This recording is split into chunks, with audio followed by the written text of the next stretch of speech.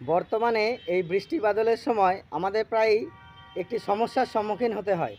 এই সময়ে আমাদের প্রায় সকলেরই সর্দি বা নাক বন্ধ হওয়ার মতন সমস্যাগুলি দেখা দেয়। তো এই সমস্যা থেকে মুক্তি পাওয়ার কিছু সমাধান তোমাদের কাছে বলছি, শুনে দেখো।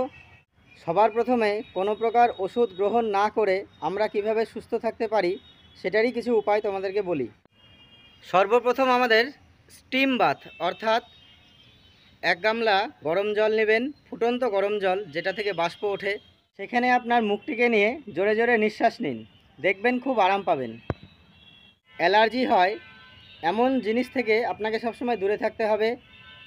সঠিক অ্যান্টিহিস্টামিন নির্বাচনে আপনি একজন ডাক্তারের পরামর্শ নিন।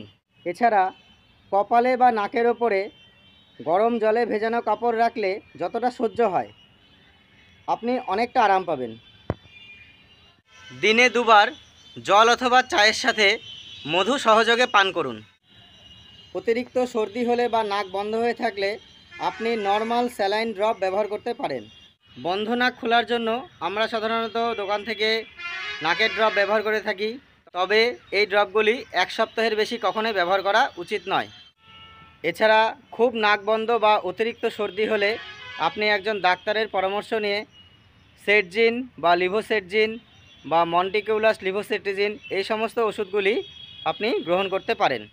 তবে সবশেষে আবারও বলি, সর্দির জন্য স্টিম বাথ অর্থাৎ গরম জলের বাষ্প গ্রহণ করাটা সবথেকে বেশি নিরাপদ এবং সুবিধাজনক।